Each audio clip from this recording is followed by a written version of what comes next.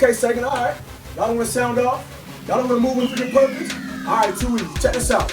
A two, a change, half right, drop in repetition, move. Most likely when you get in trouble in basic training, you're gonna hear a lot of that right there. What up, it's your boy Drill Sergeant Lynch back in here with another motherfucking video. I wanna tell y'all what happens when you get in trouble when you're in basic training. So most of the time you'll have about three things. You probably have about three things that's gonna happen when you get in trouble in basic training. One, you're gonna get some physical corrective training. You might have to do some PT. It might be push-ups, it may be sit-ups, it may be the rower, it might be the squat benders by the numbers. Trust me, you don't want nothing.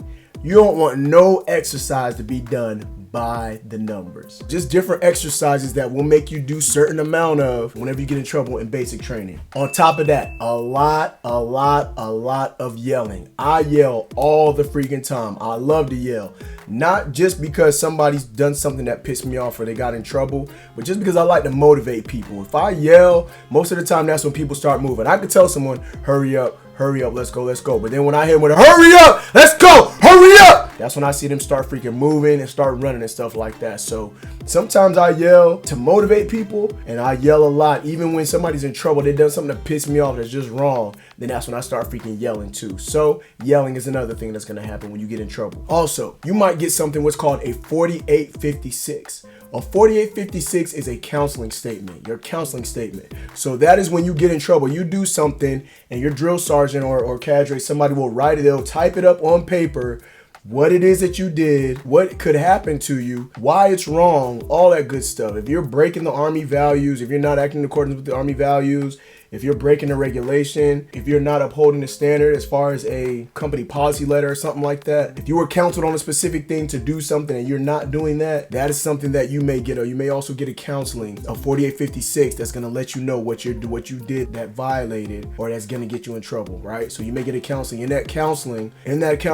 you're also gonna get a plan of action. It's gonna be on the backhand side of the counseling. Your plan of action is your punishment, if that's what you wanna call it. Your corrective training, your corrective action on that. It could be anything. Anything that you've done, your punishment should match your crime. So for instance, I've had a trainee who left his weapon inside the barracks and didn't bring the weapon outside when he had to report in the morning time for first formation. So what I did, I wrote up a counseling and I said, from now on, you're gonna come to me whenever we go to chow, or it's basically chow time. You're gonna come to me or one of my battle buddies, and you're gonna say, drill sergeant, this is my weapon right here. I'm handing it off to this battle buddy right here. So you always gotta come up, show me that you have accountability of your weapon and that you're passing it off to somebody else. Just something like that. You may have to write an essay. I love to make my trainees write essays and stuff like that. So it could be anything, just depending on what it is. And my thing, I gotta get creative when I give my corrective training. And then also, depending on your crime or how many times you have done some things that are not in accordance with the regulations or with how you're supposed to be conducting yourself in basic training, you could also get an Article 15 or something even worse. So you'll get on your counseling and you'll speak to the company commander, first sergeant, all that good stuff, and they'll let you know from there what's gonna happen. You've done this many times, this is what you violated, all that good kind of stuff, and your punishment is gonna be this. So you can get things like this. It could be something along the lines of this. You might get extra duty, you might get your pay taken from you, you can get your time taken from you, you might get a phone call, your phone calls taken from you, any privileges or anything, company commander and drill sergeants get that stuff taken away from you, right? So that's some of the things that could happen. I think the worst thing that could happen, in my eyes, the worst thing that could happen is getting kicked out of the Army. You can do something in basic training that could eventually get you kicked out of the Army. You could even get what's also called a new start over. So let's say you completed res phase your first 3 weeks, you completed white phase your second 3 weeks, and at the end of white phase or in the middle of white phase, you did something that was just, it wasn't good. You just did something that wasn't good. So initially what that could do, that could get you a new start over where you have to go back and with another unit, start all the way over at the very beginning of basic training and do everything all over again. All the training, all that, dealing with the battle buddies, all that stuff all over again. These are some of the things that could happen to you if you get in trouble while you're in basic training. For the most part, the basic trainees, you're gonna do little stupid stuff that is not initially, it's not really that bad. It just depends on who you are and stuff. It just depends. But you might do something that's not that bad, where you just might have to do some push-ups or some physical training or something like that. The thing you got to realize also, depending on what phase you're in, it could just be you who's going to be doing the corrective training, or it could be the whole platoon.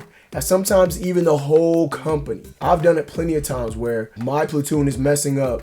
The whole company needs to understand, and they're supposed to be outside at formation at a certain time, and they're just not there at a certain time. So everybody will get down, front lean and rest. By the way, that's my favorite exercise. My go-to exercise is the push-up. I will stick with the push-up at all times. It's just what I do. It's what I don't know. It's just what I do.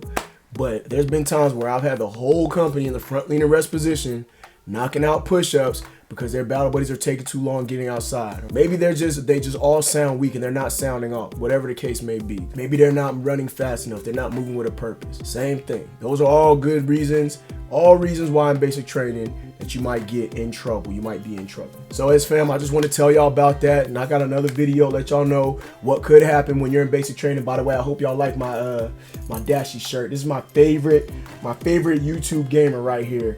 It says, "Who was in the studio?" I just had to share that with y'all real quick. But anyway, those are some of the things that can happen to you when you get in trouble in basic training. S-Fam, stand up. S-Fam, salute. Get motivated up in this jank one time. It's Drill Sergeant Lynch. I'm going to holler at y'all. Happy Christmas Eve. Have a good Christmas Eve. I'm out, y'all. Deuces.